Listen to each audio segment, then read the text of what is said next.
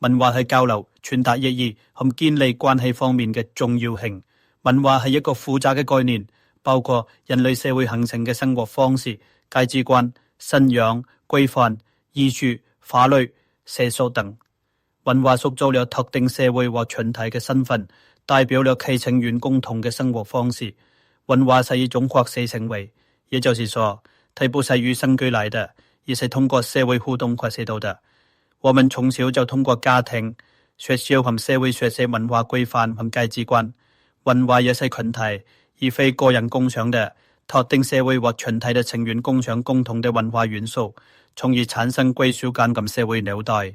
文化不是固定不變的，而是隨着時間嘅推移而變化。新技術與外部文化的接觸、社會變革以及其他因素不斷塑造和發展咗文化。文化可通過語言、藝術和意思等各種符號表現出嚟，這些符號傳達咗特定文化嘅意義和價值觀，並促進文化成員之間嘅交流。文化是在適應環境嘅過程中形成嘅。文化特徵區隔於特定地區嘅自然環境、氣候和資源，這些特徵係生存和繁榮嘅適應性策略。最後呢，文化係許多不同元素嘅綜合，經濟、政治、宗教和藝術等嘅不同領域嘅相互作用，形成了整體嘅文化結構。文化在交流中起着至關重要的作用，它構成了交流的背景。即使是用相同的語言，不同的文化背景也會導致傳達不同的含義。文化理解有助於確保意思的準確傳達，也有助於在信任和尊重嘅基礎上建立關係。尊重和理解對方的文化背景會促進積極的交流。理解和尊重文化差異有助於防止交流中可能出現的衝突，而文化誤解可能係衝突的根源。因此，提前認識和解決這些誤解非常重要。係與來自不同文化背景嘅人合作時，文化理解可以促成有效嘅合作，而且全球社會中文化多樣性是合作的一個重要因素。交流中可能出現的文化誤解包括語言誤解、非語言誤解、社會規範差異和工作文化差異。例如喺韓國你可能會使用買或寄這樣的短語嚟表達友好，但在其他文化中，這可能會被視為無禮。喺越南，喺成年人面前交叉雙臂表示尊重，但喺韓國只可能會被視為無禮。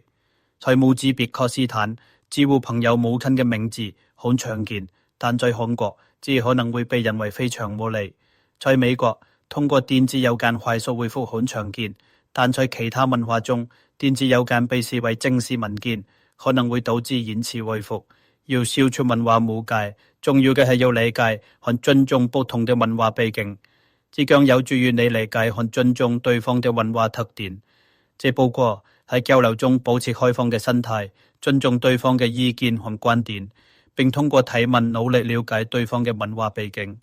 通過培訓計劃幫助員工人士和接受文化差異也好重要。這些培訓計劃可以促進對文化多樣性嘅理解和尊重。同樣重要嘅是要通過簡潔明了嘅溝通減少誤解，並注意非語言線索，以了解溝通嘅背景。最後，有必要創造一個環境，讓來自不同文化背景嘅人能夠一起工作，在相互理解和尊重嘅基礎上促進合作。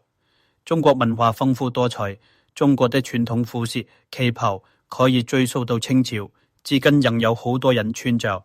中國的茶文化享譽世界，不同地區有不同嘅茶葉喜好，例如南方人喜歡喝老茶，北方人喜歡喝花茶。中國最大嘅節日春節在農曆初二，是家人團聚、分享事物和交換禮物的重要時刻。此外，中國傳統四句京劇、柔情正劇，以且結合各種藝術元素的表演而聞名。中國人賦予數字特殊嘅含義，例如跟數字標音與佛教嘅發音相似，因此深受人民喜愛。數字17與吉順德嘅發音相似，因此表示好。另一方面，數字17被迴避，因為它與吉斯勒嘅發音相似。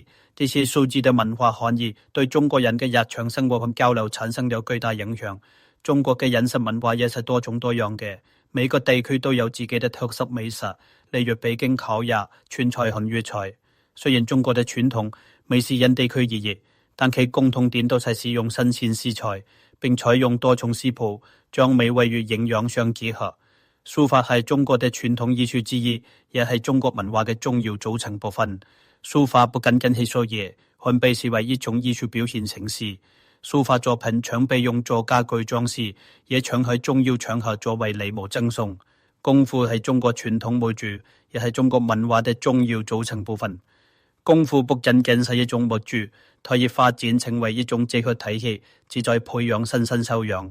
功夫通過中國電影和電視劇為世人所知，許多人前往中國學習這門技藝。通過了解這些文化的概念和特點及其在交流中的重要性，我們可以與來自不同文化背景嘅人進行有效的交流。尊重和理解文化差異係全球化社會的重要美德。